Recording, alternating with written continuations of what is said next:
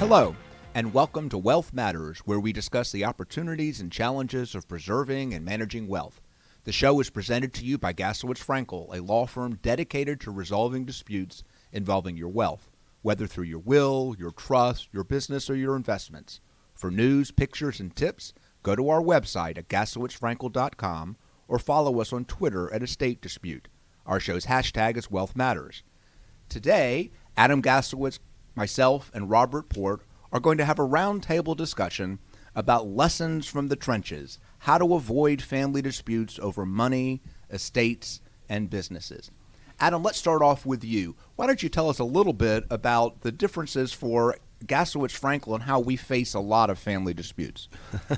Well, mostly what we do is resolve disputes as opposed to planning. I mean, the firm started out 30 years ago as a estate and business planning firm. And for the last 25, 26 years of that, we have focused almost exclusively on all aspects of fiduciary litigation, representing individuals, executors, trustees, investors, shareholders. It's sort of the range of people that get into disputes involving estates and trusts and business planning. And that is what we focused on. We try our best to avoid disputes and help families recognize potential problems before they arise.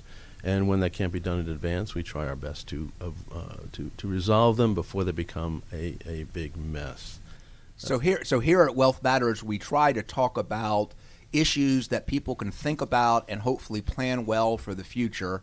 And we always tell the joke at the end of the show, and if it doesn't work out, that's when Gasowitz Frankel gets involved. So today we thought we'd talk about some of the things we have seen that maybe if people had thought about them and were able to focus on them, that maybe the disputes could have been avoided. So it's kind of war stories from the trenches with a little bit of a kicker, and here's how maybe we could have solved it. So let's kind of open up on one of the areas that we're seeing a huge expansion of disputes, which is family businesses. Robert, why don't we start with you? Tell us kind of what you think from some of our recent cases, one of the biggest areas of problems we're having with businesses and family-owned businesses. Well, I think one of the problems relates to the fact that it's a family-owned business, and as a result, not inappropriately, many families think they can form a business and do things with just the minimum of corporate type of documentation. So many times what we see are disputes where there is no operating agreement, or the operating agreement was done 30 years ago when dad or granddad started the business. There's no shareholders agreement. There's no buy-sell agreement. So there are none of these roadmaps that we as lawyers would look to that might give us a plan for addressing the dispute. And as a result, we're left with what the law might provide statutorily or what the case law might provide. And again, that is often not exactly the way people think the disputes ought to be addressed. Well, it often comes up rather naturally because one person forms the business, dad or grandfather, and so decision-making was easy. It was one person making the decision. And even as some ownership interests start transitioning down to the next generations, those are usually small bits of ownership interest. And usually while the patriarch is still alive, or the matriarch, decisions are still being made by that person regardless of ownership structure. As long as dad's there, dad's getting what dad wants. It's when you lose that generation and the ownership interests are spread out among a number of hands that the issue of having impasse resolution, about having guidelines and structure, really comes to play. And so I think we're talking really about the lessons that we're learning. One is that as the business grows and as the patriarch or matriarch ages, let's start thinking about these issues again. And one of the things we all know is you're the fairest and most generous when there's not a problem. So start thinking as everyone ages, what would you want to do? Now not focusing on the structure, the taxes and all of that, but now focusing on what's going to happen when I'm gone or what's going to happen when there's an issue.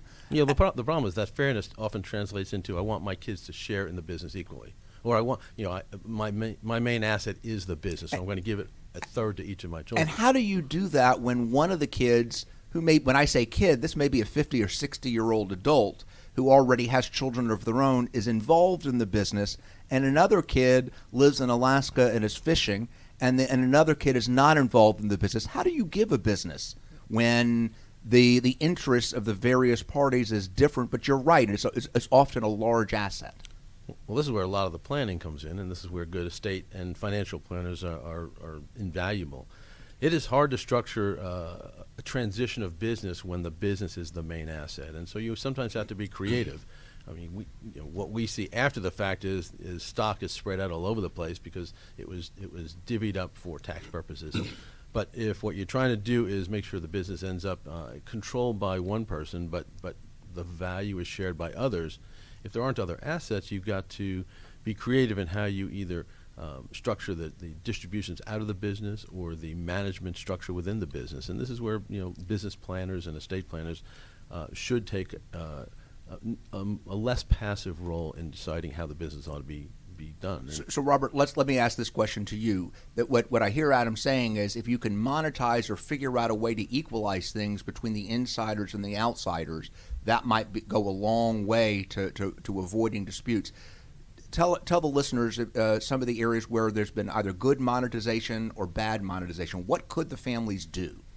Well, as you were talking about this topic, I thought of a matter we had a number of years ago with a business that was left equally to two children. And one of them did a lot of work in the business, increased it, grew it. The other one, supposedly didn't do that much, and it created a lot of resentment. And there was no clearly defined way identified ahead of time with some of the corporate documents Adam just mentioned as to how to breach that impasse, perhaps buy one out. So that was a very clear example to me of the importance of doing this ahead of time, because what happened was that the business was put at risk because of the fight. There was a claim that the 250% owners couldn't get along, so let's dissolve the business, which would essentially result in having it sold at a fire sale, and nobody wanted that. No one wanted to destroy Dad's business. But they got into a huge piece of litigation over that because there was no roadmap ahead of time, taking into account the fact that maybe one sibling has more business acumen than the other. The other one, as you said, might live in another state.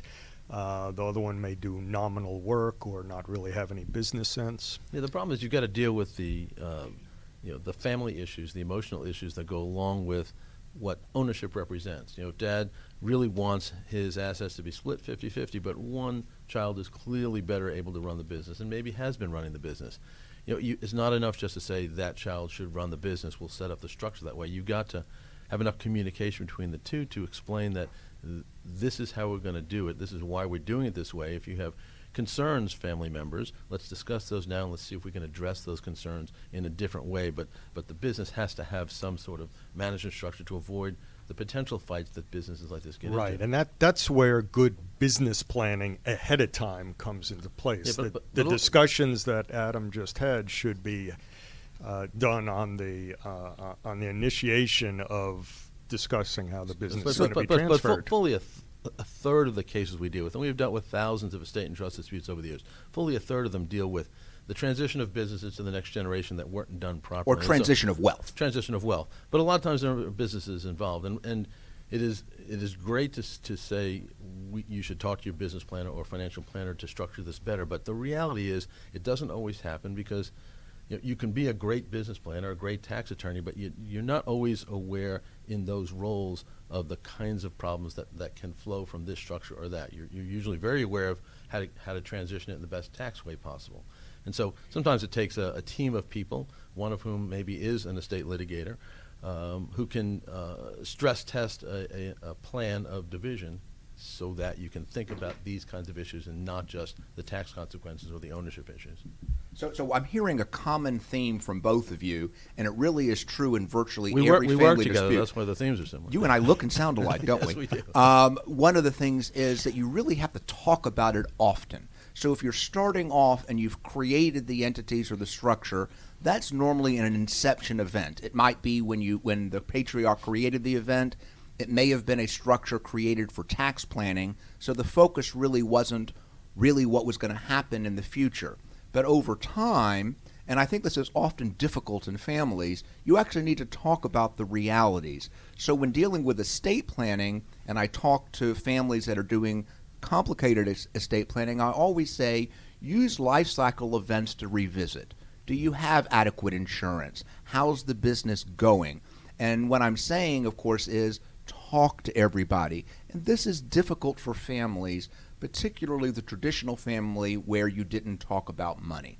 So, well, and these are not single conversations. It's just like talking to your own kids about wealth. When do you talk to them about it? Well, it's not one point in time. It's an ongoing conversation. It's the same with business transitions. These are conversations that have to go on over time, and they have to be consistent. So it's the sex education conversation to your teenager where both of you are rolling your eyes, and it's hard to initiate, but you have to do it anyway. Over and over again. A different analogy may be almost to marriage counseling, because we often talk about these cases as a business divorce.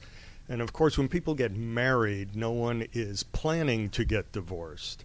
But the thoughtful way to approach it is the type of communication we've been talking about, and planning, and planning for what some may think might never happen, which is people won't get along, or the business might have to be changed because of unforeseen events down the road. And I want to talk about what happens with businesses when there is a divorce in the family, but let's get to that in a minute. Let's talk about some other issues. You talked about planning, Robert, for what happens upon succession. And let me just ask the question generally, either Adam or Robert. Are there ways to monetize if you want to have a buy-sell? Are there ways to talk in advance? How do you figure it out? How do you finance it? What are some solutions we can think about that might make it easier for the family, particularly with a sudden death or a sudden transition? Again, we're talking about where the business is the single asset? Or the primary asset.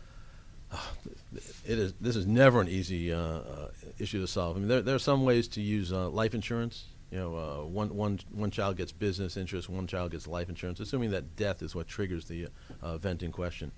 If you're just trying to transition during lifetime, sometimes it's hard to find other assets when there aren't any other assets available. You can use various types of loan mechanisms. You can use various installment payment type plans where the business is making payments out to the other owner. Essentially, some people get phantom stock, other people get regular stock, and the phantom stock is bought back by the business over time. So there's some sort of an installment stream of income. There are lots of creative ways you can think about it, but you have to be creative. And I do want to highlight that I think installment sales and life insurance are really helpful. Term life insurance for the unexpected termination is really not that expensive, but I want to mention something about the installment. One of the problems we're seeing is that the patriarch or matriarch is using the business, legitimately or otherwise, as kind of their private piggy bank. They've used it to flow all expenses, but they also took all the risks along the way. Now that the business is mature, when the next generation comes in, oftentimes actually, the family should look at, including in the transition planning, what should the next generation get? Thinking about fair compensation, because if you've got multiple owners, the compensation of the principals becomes very important. And sometimes the perspectives are different. So talking about that might be... Well, this is what leads to a lot of resentment, isn't it? Where maybe you've got people in the business and other family members who are not in the business, but the ones in the business think they're worth more because they're building something, and so they often think they need more compensation, or they need to be bonused differently, or they end up just being perceived as taking more from the business than the others think is healthy. Or alternatively, the ones who continue to run the business and are sending money out to siblings who are not doing anything, that creates a tremendous amount of resentment. So before we get off the business issue, which I think is a huge issue, but we've got a lot more to talk about, both of you mentioned the fact when there's a dispute. And Adam, I think you mentioned where you've got equal stockholders, but even if you have equal management, like a board of directors, where you have equality in numbers or at least in power, what we refer to in our business as an impasse resolution.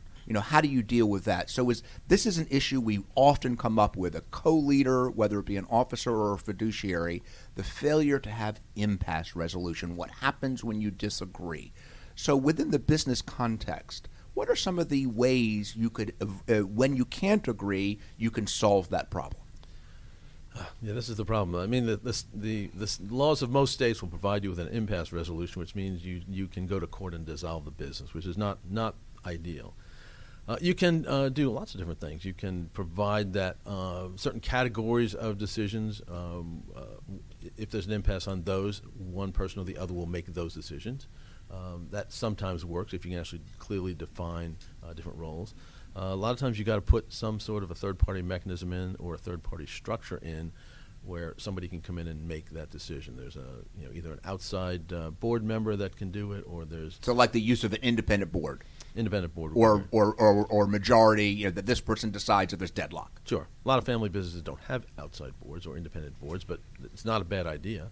And most businesses that are successful enough to be talking about these issues are probably successful enough to be able to afford that kind of outside counsel, and they can probably benefit at some point in their life cycle from independent input. I mean, particularly if you're looking at generations of business, at some point you need outside input. You need to get outside the heads of the people who are started the business and who are now running it. They sort of lose focus on the bigger picture. So I want to give a statistic that I've given on other radio shows, but 80% of all wealth in the United States passes through family-owned or closely held companies. But of those that did not do planning, 90% will fail within 2 years. So the goal really is how to avoid that. Within 2 generations. 2 generations, but after the matriarch dies. Yeah. And what I'm hearing you say is plan. There's lots of solutions. And one of the solutions we're seeing, and we're going to talk about this in the context of trust, is dividing up duties. So sometimes somebody who's the better operations person might in fact be the one who gets the decision-making authority on operations issues when there is a conflict. Someone else might be the one who's dealing with investments. Someone else might be dealing with personnel, but dividing areas of responsibility and, of course, respect. Before we transition, I want to talk about how the same thing flows when you're getting with either a divorce or a remarriage. In terms of what? Let's talk about businesses there. You're listening to Wealth Matters, the radio show where we discuss the opportunities and challenges of preserving and managing wealth. We are the partners of the fiduciary litigation law firm of Gaslowitz Frankel, Robert Port, Craig Frankel, and Adam Gaslowitz. And our roundtable discussion today is focusing on lessons from the trenches, avoiding disputes over money, estates, and businesses. So we were talking about having impasse control and planning in advance for business transition. If I can interrupt for just a second, Craig, one of the things also that is not without some dispute, but in the corporate documents, if some of the internal mechanisms to resolve things that Adam and you were just speaking about are not available, you can require mediation and also arbitration, which is generally enforceable and has the benefit of keeping things out of the public forum of a court. Yeah, but a lot of people ought to require counseling also. That's exactly what we do at Gaslowitz Frankel. But Adam had mentioned stress testing, and I can't emphasize this enough. Earlier on in my career dealing with large commercial transactions, my firm and I were often hired to look at the document and say, where is there risk of loss? And I think sometimes when you're dealing particularly with successful businesses, having a litigation specialist come in and say, here are the areas that you need to focus on. Not necessarily telling them how to draft it. Let's use professionals to do that who deal with businesses and tax issues, but talking about the critical issues that may come up, and mediation is one of them. When we're dealing with transition of businesses, though, at least hopefully with most families, we have a traditional kind of trajectory. People age and they die at the appropriate time. We see, though, a lot of families, their primary business, particularly families where the marriage is, the parents are under the age of 50, a primary asset is often going to be the business they're creating. And now the business is owned by the family, and there's a divorce event. And the difference between a divorce event and aging is almost always sudden. So what are some of the issues we face when a divorce comes up and the primary asset is a family business? There's lots of issues that come up when people get divorced. One of the things that happens with businesses that are formed while you're married are that for tax reasons and for other structural reasons, you often title ownership interest in different names. So you may title some of the business in your spouse's name because you have potential liability issues, or you're just trying to spread assets around. A lot of people will also title assets in the names of trusts. They may set up a trust for the children, where you'll put chunks of business interest into it. And then if there's a divorce, you end up with the ownership of the business in hands that don't necessarily reflect what you want to happen after the divorce happens. And so control is sometimes lost of the business. And I want to underscore that there's a difference between control and ownership, even in community property states where you're going to have a mandatory distribution with divorce. Although many states, including Georgia, are what are called equitable division, which means the court decides how to divide things up. That relates to ownership. It doesn't relate to who controls it. The control will be set up by the documents. Are there ways that these corporate documents could be drafted to address potential divorce or potential early death? Yes. What are some of the things that are... None of us draft those documents, but what are some of the ways you could think about this? Look, there are a million different ways to do it. The problem is people aren't thinking about those things. If you're happily married and you got 3 young kids, you're not thinking about how do I structure this business so that if I get divorced, my kids don't end up owning the business before they're even 18. I mean, those are not just hard conversations to have; they're hard thoughts to bring up in the context of a happy. It's no different than trying to deal with a prenup before one gets married. It's very awkward and can potentially create a lot of resentment. But if you got a business that is worth nothing now, but it's going to be successful, you've created this business. Have you before. ever met a client who did not think their business would succeed? Well, no, not so far. But so you got low basis stock in a company you just formed that's going to be valuable one day. And by low basis stock, you mean a value. What you mean is in the future, if you sell it, there'll be a huge tax liability. A huge gain, sure. So it's easy to transfer that stock into the names of children or trusts for children or your spouse or anybody else because it doesn't have any value. There's no gift tax consequences for giving it away now. And if it's eventually valuable and sold, those assets are outside the estate of the founding generation and already in the estates of the next generations. But if you get divorced, the issue is no longer about tax consequences when you die. It's the stock is now owned by these trusts that my kids have, and I'm not getting along with them so well because of this or that. And so I think you've identified 2 issues that you don't realize you've identified. One is during the divorce process, you've got a year or 2, depending upon what state you live in, where you've kind of in na-na land, who's going to run the business in the interim? There could be a lot of problems. But also then what happens after the divorce. What I'm hearing y'all say, I think, is this is hard for the business owner to think about, but the financial professionals they hire, particularly the estate planner, should be addressing these issues and have their toolkit of solutions that are kind of their defaults, and that the family owner should say, if they're not there and they're not hearing about it, say, wait a second, what happens? But they don't have to be the one that comes up with the ideas. That's kind of what I'm hearing. Right. Sure. My financial advisor likes to use the phrase optionality, and by that he means give yourself, and we're talking in terms here, in terms of the planning and the documentation, give yourself options for what might happen in the future. Think about what might happen. And you're not going to be able to anticipate everything, but lay out some roadmaps so that there's at least a fair indication of what the intent is going to be if your family breaks up, if the business owners, second, third generation have a dispute. And divorces cause a whole range of problems. Of course they do, and what we're trying to do is talk about minimizing these. That focus on it. When friends come to me and say, "Gosh, we're getting divorced," my first question is, "What about the kids? How are y'all handling this very difficult transition for an immature person?" Sure. So but I would hear one of the things you're saying, and it's a huge issue for families, particularly where one is in the business and one may not be, or may be taking care of family, is how do you deal with the value of the business? What are some of those issues that deal with the values of family businesses in the context of a divorce?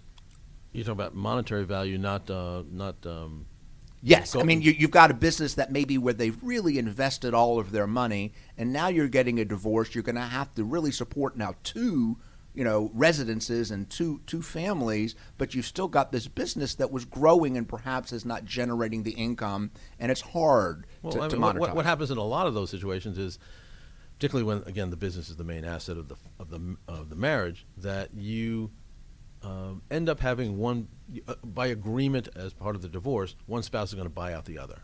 But there's no cash to do it in one lump sum. You end up having to do it over some often a long period of time, and there's always the uncertainty by the spouse who's just getting a stream of payments that, if the business doesn't succeed, I'm not going to get the rest of the value of this business because my ex-husband ran it into the ground. I mean, so you might have a bankruptcy issue or just a collection problem. Sure. Yeah. Are you seeing, Robert, in the divorce cases that we're handling, because we're seeing a lot more cases where family businesses are owned by, in the divorce context, or there's trusts that are involved in the divorce context, and they come to us and we realize there's a huge dispute that, in theory could have been at least addressed in advance. Are you seeing anywhere where domestic relations attorneys are joining with estate planners and thinking these issues through so that there's at least an easier transition? More and more, but not enough. Yeah, I can't say. Yeah, what Adam said. Some, but not enough. I think, like in a lot of areas, attorneys, divorce attorneys think about divorce situations. Business attorneys think about that. But we do need to collaborate, particularly in instances like this, so that each brings their expertise to the table and can, again, to the extent possible, lay out some game plans if various scenarios happen. And one of the lessons I think we've seen after the fact is when you're contemplating a divorce, or when a divorce has been contemplated for you, so to speak, is bring in your financial professionals. What's happening on estate planning?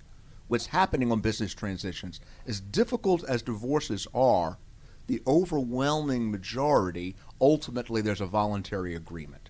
So thinking about these issues. So there's a bunch of issues that come up, and one of the ones that I am seeing a lot right now is that the beneficiary designations on joint bank accounts or 401ks or life insurance don't necessarily flow the way the divorcing parents, the divorcing family, who may not be talking a lot at that moment, intended. What are some of the issues that are coming up on the designations when we have those types of transitions? Well, a lot of times you got problems with failing to change the designations on life insurance policies. It's not so much a problem with ERISA-type retirement plans. There's some automatic things that happen. And when you say an ERISA-type retirement plan, give an example. 401k plan, pension plans of various sorts, things like that.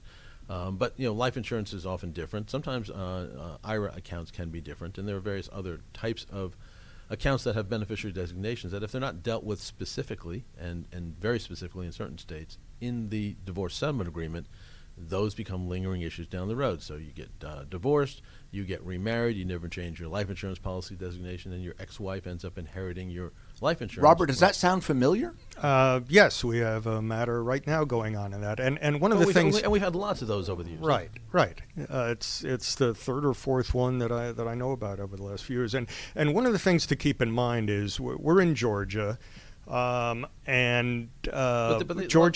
Georgia does not have, like many states have, a statute which says when you're divorced, no matter what the beneficiary designation says, subject to some exceptions for ERISA, your ex-spouse does not get the life insurance. In Georgia, if you fail to change your beneficiary designation, you are directing the insurance company, because they are the ones obligated to follow what the beneficiary form says. And even though you're divorced and you and your ex-spouse may have hated each other, he or she may end up with your insurance proceeds. So not only do you need to deal with changing your beneficiary designation, but this is an area where our colleagues in the domestic bar need to very carefully make sure that if there is a settlement agreement of the divorce, that they precisely say that insurance, any future rights to insurance, are waived by one spouse or another, so they don't get into a dispute when someone dies and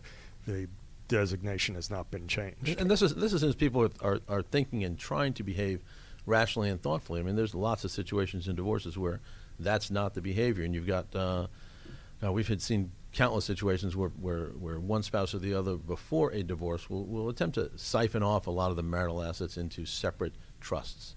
And those trusts, if they're structured properly, may not be part of the marital estate for equitable division purposes. And so you end up with, instead of a large marital estate being divided 50-50, 80% of the assets are gone, and the only thing that's really left is a small amount that was not transferred out. And I want to underscore a couple of things. One, we're getting hired more and more to look at divorce agreements in more complex divorces to try to see some of these issues. And one of the advice that we give to a lot of our domestic relations colleagues is draft these issues in advance. Think about these issues in advance and get advice in advance. But many times we're seeing later what I would refer to as unintended consequences. So many times you get a divorce, and hopefully it's not because of an outside relationship, but in the future you're going to remarry. And we know the statistics. 75% of people who are divorced will remarry. That's the current statistic. And 50% of those will get divorced again. Correct. And we're finding divorces happening later in life as the demographics change and people age. So that will change the relationship too. We see in divorce decrees things like, you have to maintain insurance for the children. This is a benefit to the kids. Life insurance rarely is a benefit for the second or third spouse. We also see things like you need to divide the estate to the children or give the estate to the children. But one of the problems we see is, what is the estate? And there's a huge difference between what is referred to in the industry as the probate estate. These are things that are going to pass that you own when you die through your will, or if you have a trust that does it. But the majority of people today don't own things at their death. They've used a different vehicle, a trust or something, or a beneficiary designation, and so it is a joint account. That's and so it's going to pass outside the estate. So what are some things that we can tell our domestic relations colleagues and also people who are getting divorced? What do you need to think about on ownership that you could perhaps address at the divorce stage? You're talking about after divorce or before? Before divorce. We're either well before divorce, or we're now sitting in the conference room at mediation and saying, what we want to do is we want to be fair. We want to make sure our children inherit things. We want to make sure there's adequate life insurance. What are some of the things that they should be thinking about to solve the problem 20 years down the road that they won't to hopefully avoid? One matter I had recently suggested that there needs to be clarity on what remains after someone gets divorced in the estate that may go to their children. And the dispute in that case, amongst other things, involved a prenup where each party had laid out their property, and each of their children from prior marriages presumed that they would get that property when either parent died. But the difficulty was that after being married a number of years, property had been sold, changed, different bank accounts opened. So the list of property that was identified as each spouse's separate marital property that each set of children thought they might inherit nowhere resembled anything they had when they passed. So it occurred to me that one way to approach that is to specifically identify either the property or the value that might go to someone's children. And there are mechanisms. There's lots Right. of ways to think about it. For life insurance, let's make sure it doesn't lapse. There's ways to protect against that. And might I say, I believe this is Adam's suggestion. I think it is a fabulous idea to have in the divorce decree that the spouse who is the beneficiary of the life insurance be named as what's called an additional insured, which requires the insurance company to give notice if there's a lapse of payment in the policy, because we see plenty of cases where the divorce decree says in black and white, thou shalt keep a life insurance policy of X amount for so long for the benefit of the children, whatever it is. And by the time someone passes many years later, the policy hasn't been in place for years and years and years, and nobody knew that payments hadn't been made or the policy lapsed. So what you're saying, and I think this is very important. So for an insurance policy, there's a way to get advance notice and fix the problem before it's too expensive.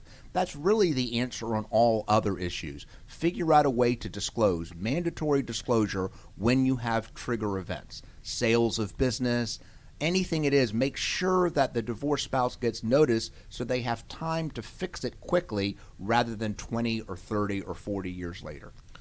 You're listening to Wealth Matters, the radio show where we discuss the opportunities and challenges of preserving and managing wealth. I'm Adam Gaslowitz. I'm here with my partners Craig Frankel and Robert Port of the fiduciary litigation firm of Gaslowitz Frankel. And we are your hosts today, having a roundtable discussion focusing on lessons from the trenches, avoiding disputes over money, estates, and businesses.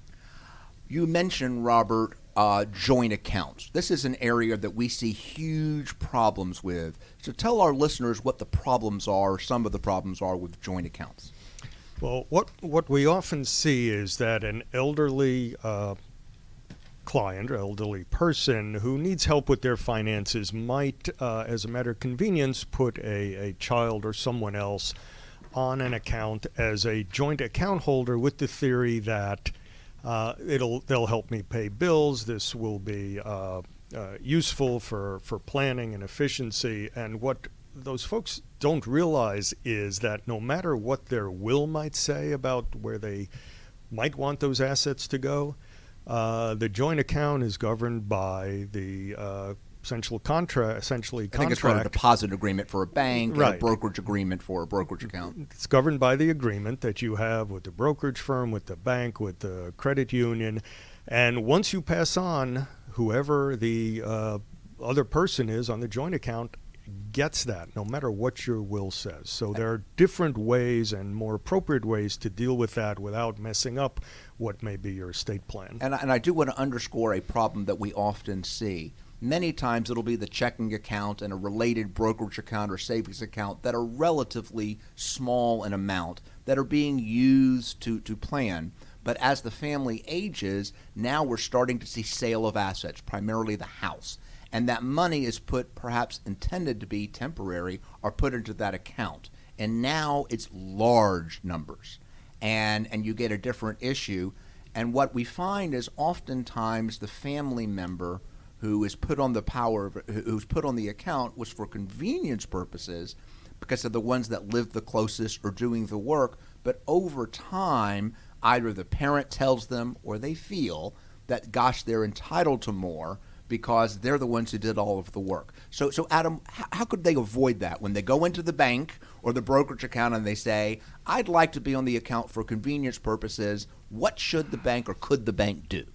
Well, most banks and brokerage houses have what they call power of attorney accounts, where you can give somebody the authority to act on your behalf without giving them ownership in the account itself or residual benefits to the account.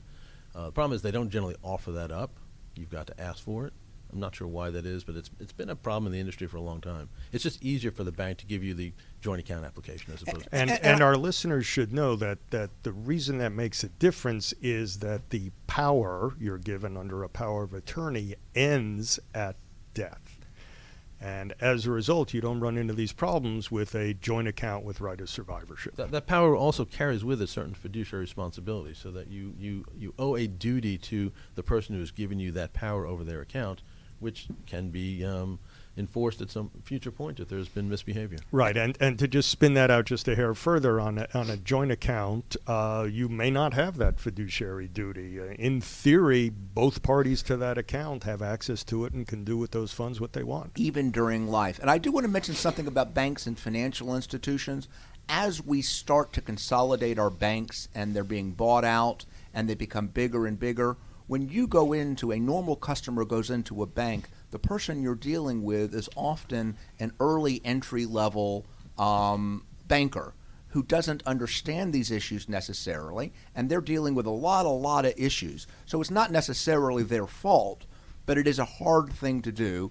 I think this underscores that as you do your periodic reviews of your finances, talk to your financial planner, talk to your accountant, talk to your broker about how your accounts are titled.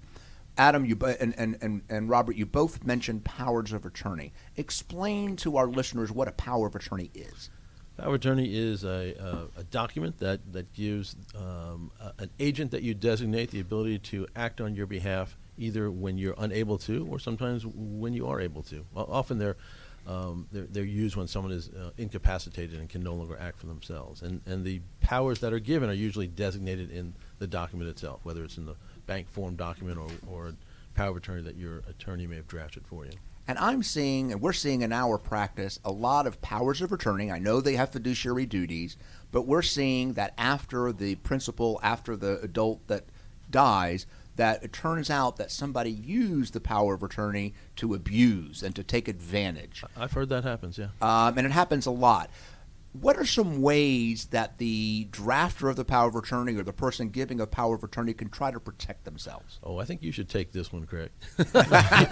You've been on a rant about this for years. Okay, so I'm going to answer my own question, and we can tell all the jokes that relate to that.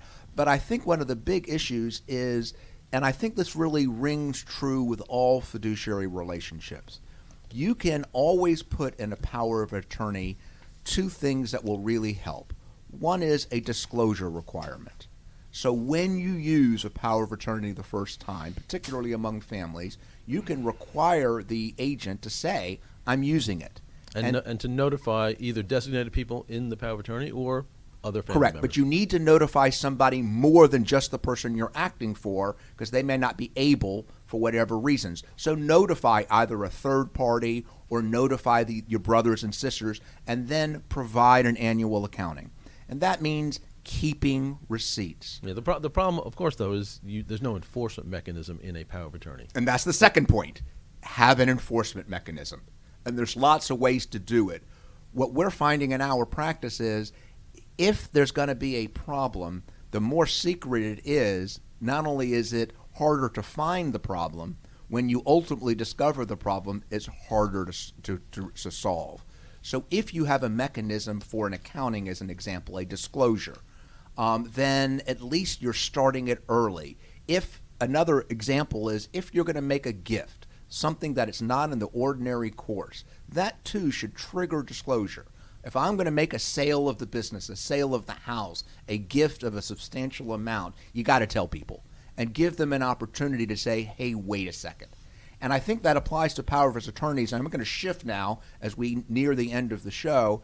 I want to shift now for that same exact issue for trustees and executors. When you're acting for someone else, kind of the best way to at least minimize problems is to tell people what's going on along the way.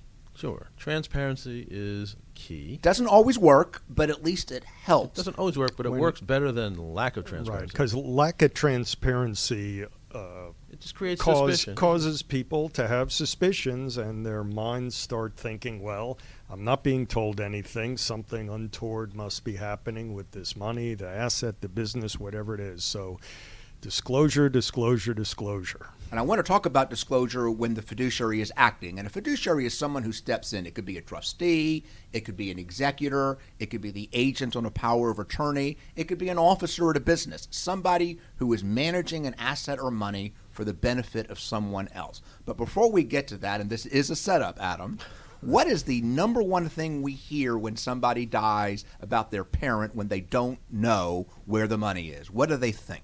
Well, they think there should have been a lot more of it than there is. Always. Always. They think there's a lot more money, and so the first thing that comes to their mind, and it's not always accurate, is, oh my God, the fiduciary stole it. Yeah. Or the stepmom. Or the stepmom. Or my other sibling. Or the third spouse. Yeah, usually it's a sibling. It's almost always a sibling. But sometimes that's not true. One of the things we're really seeing with disclosures is as our society ages, and as the cost of health care and caregiving go up, and as more and more families don't live in the same community, the simple truth is that the elderly family member spent the money on their own care, or they made bad investment decisions at the end of life. Or they were living very high, which gave the impression that they had lots of wealth, but when they pass, the children realize that there wasn't much there, and instead of getting a lot, they have to deal with a huge Amex bill. Yeah, and for whatever reason in our society, this is one of the things that people just don't talk about.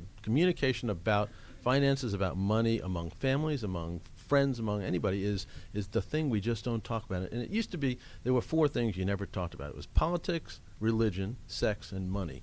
And the first 3 we talk about readily on the airways, on social media, wherever, but we do not talk about money. We don't talk about compensation. We don't talk about assets in our family. We don't tell our kids what we have or what they're likely to inherit. We just don't talk about it. And there's the situation is not getting any better. There's more interest in not having to disclose, particularly with trusts and things like that, where people don't want the existence of trust to be disclosed to the beneficiaries for fear that it might ruin them. Well, if you don't know about a trust that you have, you can't protect yourself, and there's no way to understand what's going on. And as your parents age, deal with getting access and tracking so that when something happens, the fall that results in a broken hip, or make sure that at least you understand where things are. We've got a few minutes left in our show. I want to finish one question because I think it's a big issue, and I'll set it up. One of the big problems we're seeing is who is going to be the executor or the fiduciary or the trustee. In our last few minutes, Adam, what are the problems? How do you go about choosing the fiduciary? How do most people do it? Or how should we do it? What are the problems we're seeing? Well, the problems we generally see is either you've chosen someone who is ill-equipped to do the job, someone that is within the family, a child, a spouse, a friend, whatever, but they're ill-equipped to do the job because the job of an executor or a trustee is a complex job, and with regard to trust, a long-term job. So you choose someone that's ill-equipped, or you choose co-fiduciaries so that they provide some sort of an imagined check and balance. You name your son and your third wife as co-executors of the estate or co-trustees. By the way, third spouses and sons don't get along. They tend to not get along. But that's even true of your mom and the son, because there's different interests and you're creating potential for conflict that you can avoid. Sure. So co-fiduciaries almost never work. I can't think of very many situations in my career where they have. The better solution in most situations where if you've got an estate worth seeking advice on with regard to your business or your assets, if you have a taxable estate, a large estate, it's the kind of estate where a professional is probably what you want to have involved. So we recommend corporate fiduciaries all the time because corporate fiduciaries are equipped to handle the complexity of managing a business, of managing assets, of making discretionary distribution decisions for a number of different beneficiaries. A lot of times they can deal with special needs or addiction issues. They're equipped because they have teams of people who specialize in these various things. And they disclose. And they disclose. They account for everything, and they disclose. And people perceive them to be more expensive than just having your son do it, but it's expensive to have someone who doesn't know what they're doing do something, both in the short term because they've got to hire people to do those things, and in the long term because when they screw up, fixing problems is complicated.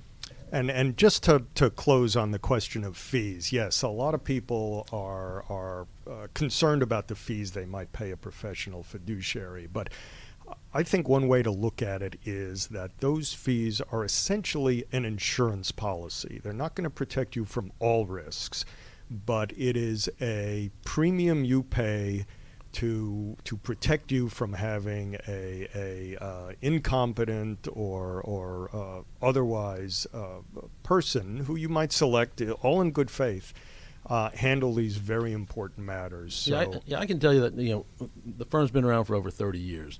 We've handled something in excess of 3,000 estate and trust disputes and business-related disputes. Less than 2 or 3% of them involve corporate fiduciaries. Almost all of them involve misbehavior by an individual who's put in a position of responsibility. So when proving the point that the money paid for those fees is well worth it. It's an insurance policy that protects you against that risk. And so I'm going to end with a joke that I often tell to financial planners when I'm talking about how to avoid disputes, which is, when do you want to pay? So if you have an insurance policy in place, and I think using a professional fiduciary or someone outside to monitor is a relatively inexpensive thing, particularly because it avoids disputes, or do you want to pay a litigation fiduciary firm like Gaslowitz Frankel at the end? And the reason why I say that is when you get to the dispute phase, that's when people are willing, fortunately, to spend the money because they're angry at that point. And it is a very expensive endeavor. It costs a lot more to solve a problem than to avoid it. And so to plan early and disclose is early. And with that, as we wrap up our show, I want to thank everybody for listening to Wealth Matters, where we discuss the opportunities and challenges of preserving and managing wealth.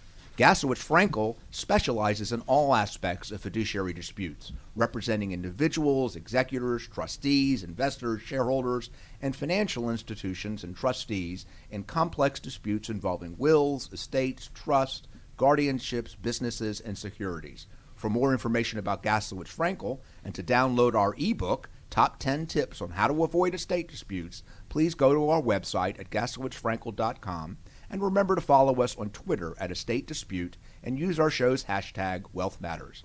Please join us every fourth Wednesday of the month at 8:30 a.m. here at Wealth Matters on Business Radio X.